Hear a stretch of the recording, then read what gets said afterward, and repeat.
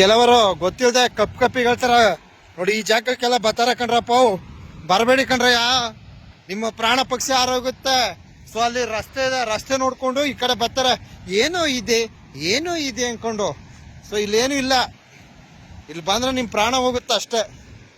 ಯಾಕೆ ಇಷ್ಟು open up statement ಕೊಡ್ತಾ ಇದ್ದೀನಿ ಅಂದ್ರೆ, ನಾವು ಕಣ್ಣಾರ ನೋಡಿರೋದು, ಕಿವಿಯಾರ ಕೇಳಿರೋದು, ಡೈರೆಕ್ಟ್ ಆಗಿ ಎಲ್ಲ ಅವಘಡಗಳನ್ನ ನೋಡಿ ತಿಳ್ಕೊಂಡಿರೋದ್ರಿಂದ ನಾನು ಈ ರೀತಿ ಡೈರೆಕ್ಟ್ ಸ್ಟೇಟ್ಮೆಂಟ್ ಕೊಡ್ತಾ ಇದ್ದೀನಿ. ಇಲ್ಲೇನಿಲ್ಲ, ನಿಮ್ ಜೀವ ಆರೋಗುತ್ತೆ ಅಷ್ಟೇ, ಅರ್ಥ ಆಯ್ತಾ? ಬರಬೇಡಿ. ನೋಡಿ, ನೋಡ್ಕೊಳ್ರಪ್ಪ, ನೋಡ್ಕೊಳ್ಳಿ. ಪಪ್ಪ ಈ ಕಡೆ ನೋಡಿ ರೀತಿ ಅಲ್ಲ, ನೋಡಿ ಹೆಂಗ್ ಹೋಗಿದಾನೆ, ಎಲ್ಗೋಗಿ ನಿಂತವನೆ, ಸೆಲ್ಫಿ ಹುಚ್ಚು. ಬರಪ್ಪ, ಬನ್ರಿ, ಎಲ್ಲೆಲ್ಲ ಹೋಗ್ಬಿಡ, ಬರಪ್ಪ. ಏನ್ ಗೊತ್ತಾಗಲ್ವಾ ಅಷ್ಟು?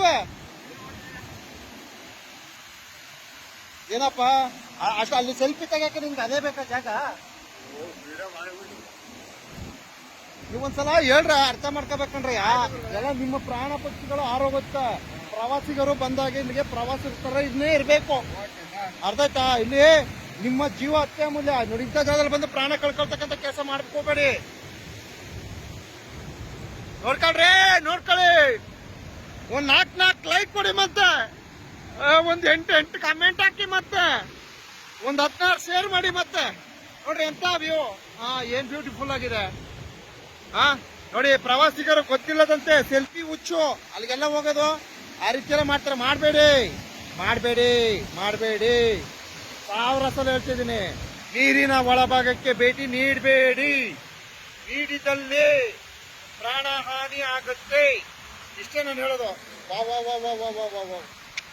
ಅಪ್ಪ, ಅದಕ್ಕೆ ಹದ್ದೂನು ಅಂತ ಹೇಳೋದು. ನೋಡಿ ಹೆಂಗ್ ಬರ್ತೈತೆ ನೀರು. Wow, what a nice, very nice. ಇದುವೇ ಕೊಡಗಿನ ಕಾವೇರಿ. ಕೊಡಗಲ್ಲಿ ನೀರು ಉಗಮಗೊಂಡು ಈ ರೀತಿ ಇಷ್ಟು ಪ್ರಮಾಣದ ನೀರು ಹಾದು ಬರ್ತದೆ ಬಂಧುಗಳೇ. ಕಾವೇರಮ್ಮನಿಗೆ ಒಂದ್ಸಲ ಹೃದಯಪೂರ್ವಕವಾದಂಥ ವಂದನೆಗಳು. ನೋಡಿ, ತಾಯಿ ಕಾವೇರಿ ತಾಯಿ ನೀರು ಕೊಡ್ತಾಳೆ, ನಾವು ಬೆಳೆಗಳನ್ನ ಬೆಳ್ಕೊಳ್ತೀವಿ, ತಾಯಿಯನ್ನೇ ಅವಲಂಬಿಸಿರ್ತೀವಿ.